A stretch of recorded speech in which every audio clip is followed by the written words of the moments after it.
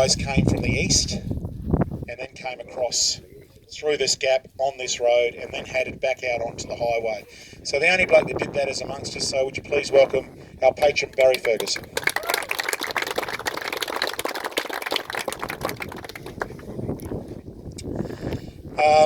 I guess it's hard to sort of put into words, but things change, I guess, Barry, over 40 years, don't they? Yes, time does amazing things, and looking at it, we came from the other direction. It was daylight, fortunately. I would like to have done it in the dark. And I think from memory, the director used it as a link road to get two really good long sections. We could have gone around, but that was going to sort of muck up his timetable. Going through was the interesting exercise. We came through roads which were very similar to what we've just done. We approached and we got up over this little crest, and there in front we'd seen the chocolate in the distance, and I think this greenery that we see now has just evolved over those 4 decades, because there was no other colour but chocolate.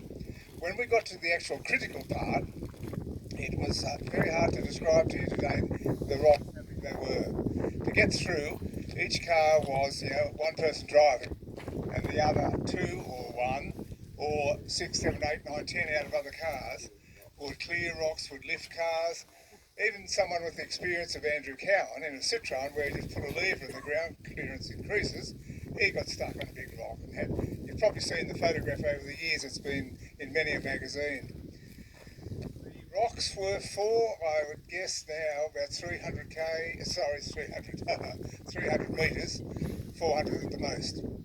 But it was crawling pace. I mean, crawling on your hands and knees pace, not crawling pace of a car. Everyone spoke about it for days after. There were all sorts of stories being recounted. I think, from memory, every car eventually got through. Some took quite a few hours to get through this 300, 400 metres. The general roads before and after are the reverse of today. We've seen a lot of bitumen. Back in '79, it was the reverse. It would be 20% bitumen, 80% like we've just come through. And as I was saying to John a while ago, the last few pieces here, where we had the creeks, that was very, very typical. Basically every road we ever went on, we seemed to have creek crossings, turn in, turn out, everywhere we went. And a car with a lot of torque, very handy and did very good times. George Shepherd, who was very experienced, he had these engines done with a big spread of torque across a rev range from about 1800 to 4000. And you essentially came through, when you're operating at full tilt according to the conditions, you'd come through and be third and fourth, no seconds, no first, just third and fourth, particularly third.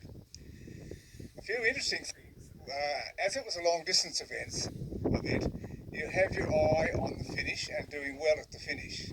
So the trick is to keep your car as fresh as you possibly can, bearing in mind that at the end, when you look at stories on long distance events, so many weird and wonderful things go wrong in that last, like Bathurst, at the end. Things break because people have pushed their cars too hard. So our philosophy in anything long distance was always hang back, don't punish the car, keep the car in the best condition that you possibly can, and of course yourself.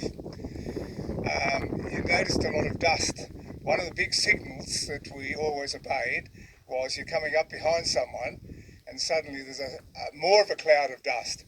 There's something going on. It might just be as simple as there's a nice boggy section of dust, not of mud, but of just almost bull dust. That means that you're not going to have much vision. Or it could be that there's a great rocky crossing coming up. So there's signals. The other thing is always the locals and the shires have put their graders across, and they just do single passes, maybe a double pass, and they push the rocks to the side. So keep out of the gutters, and if you're not keeping out of the gutters, there's a fair possibility you're going to damage the wall of a tyre, or you'll grab the wheel and just shoot you straight off the road, as will any of the just pure dirt without rocks. So centre of the road is always a good idea, and when there's a big cloud of dust, beware, that's the signal that something is going on. and sometimes you get caught out and there's nothing whatsoever and you curse. I think the overall story, back to the pass, is that it wasn't won and lost on the pass, it was just part of the event. Stuart McLeod was a very shrewd operator, and he designed the thing with, I think, the idea that he would put as much pressure onto cars, which is more speed than it is going slow. I don't think anyone did any serious damage going through that course. If we went up there now, you'd probably be horrified. I'd prefer not to go up there. That was what I thought of it. But no real damage was done. All the damage was done on the good stuff like we've just come through. Punting off the road and just tiring the car. You'd be surprised at the things that went wrong. Making your objective, which is not ours of today, in a competitive event is, what are you trying to do? Just going for a run and enjoy yourself? Or are you going to sort of have a lash? You don't have to be up the front. In many an event they produced a graph, competitor numbers down the side, all the sections across the top, and they just do a line graph showing what was happening. And most of the cars that ended up winning long distance events were sitting back 8th, 10th, maybe even something 15th.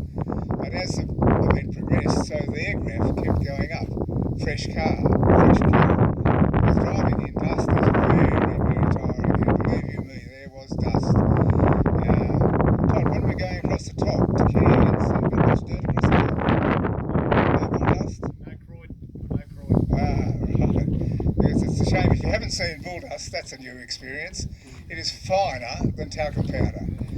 If you're for air filtration and more so the filters on the engine, if they're not in first class condition, you can actually lunch an engine very quickly in the bull dust. It just takes a big gulp, and very shortly after that you've got pressure and it doesn't go very well at all. That's probably about all I need to say, Todd, other than it's a birthday. It's notes. And the birthday boy is Ian Oliver, car 34. Hey.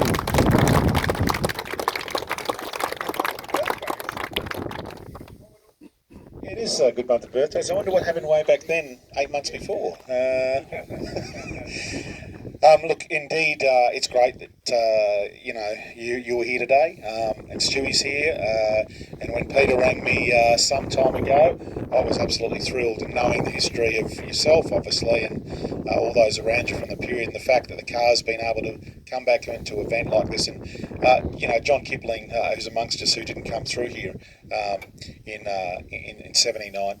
I think he's quite enjoyed the fact that he's actually made it to Chocolate Ruffle Pass. So I want to bring Kippo over here and just show points off because he's sort of enjoying it, although he goes like a bat out of hell. I feel sorry for his navigators. The two of us have slightly different philosophies on how to approach some of the roads. No, that's not quite true, Barry. I had the same philosophy as you. The only difference was you were up the front and we were by then we were in 35th place, so we had to cut all the roads that you'd cut the crap out of. That's the trouble. But thank you for that, Barry, anyway. Ladies and gentlemen, would you please put your hands together for John and also Barry Ferguson. From our point of view now, it's a pretty routine thing. We've got, I reckon, Sam Crane and Sean gluten wraps from memory. Gluten? Well, I think there is a couple there. There's also some vegetarian as well. We've basically budgeted off that, half a Subway roll for lunch. There are some chocolate truffle biscuits